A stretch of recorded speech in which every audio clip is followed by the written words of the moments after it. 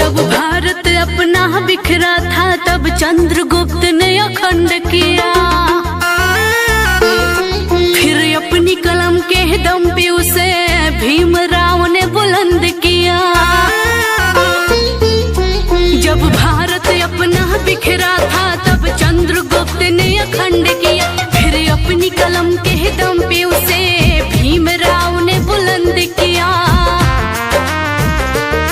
उस देश के कुर्सी पे अब तो ऐसा ठग है बैठा, उस देश के कुर्सी पे अब तो ऐसा ठग है बैठा, जो देश को ऐसे बेच रहा कि नाम पड़ा विक्रेता। वो चाय बेचते बेचते अब बन गया देश विक्रेता। आया देश विक्रेता, देखो आया देश विक्रेता, आया देश विक्रेता, देखो आया देश विक्रेता।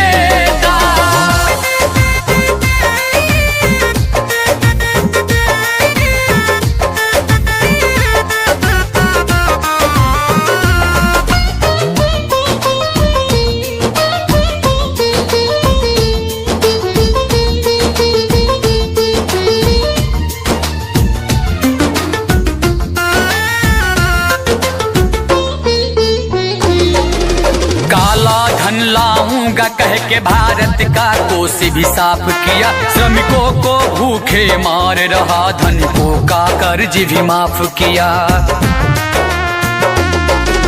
काला धन लाऊंगा कह के भारत का कोष भी साफ किया, श्रमिकों को भूखे मार रहा, धनिकों का कर्ज भी माफ किया, धनिकों का कर्ज भी माफ किया, धनिकों का कर्ज भी माफ किया। लाखों का सूट पहन के भी खुद को फकीर है कहता, जो देश को ऐसे बेच रहा कि नाम पड़ा विक्रेता। वो चाय बेचते बेचते अब बन गया देश विक्रेता। आया देश विक्रेता, देखो आया देश विक्रेता, आया देश विक्रेता, देखो आया देश विक्रेता।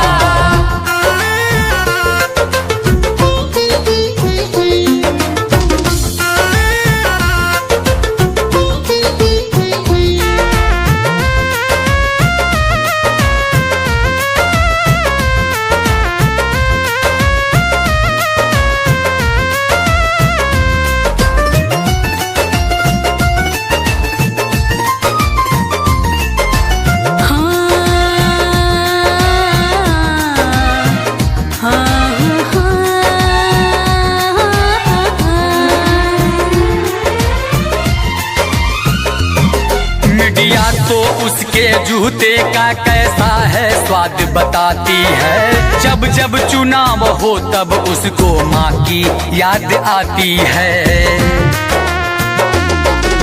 मीडिया तो उसके जूते का कैसा है स्वाद बताती है, जब जब चुनाव हो तब उसको माँ की याद आती है, माँ की याद आती है, माँ की याद आती है। किसी का संग दिल पति है तो वो किसी का मतलबी बेटा, जो देश को ऐसे बेच रहा कि नाम पड़ा विक्रेता। वो चाय बेचते बेचते अब बन गया देश विक्रेता।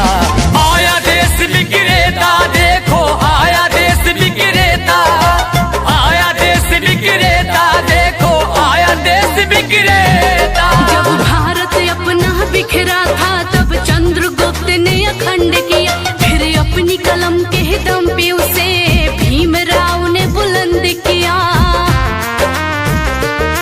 उस देश के कुर्सी पे अब तो ऐसा ठग है बैठा, उस देश के कुर्सी पे अब तो ऐसा ठग है बैठा, जो देश को ऐसे बेच रहा कि नाम पड़ा विक्रेता। वो चाय बेचते बेचते अब बन गया देश विक्रेता। आया देश विक्रेता, देखो आया देश विक्रेता, आया देश विक्रेता, देखो आया देश विक्रेता।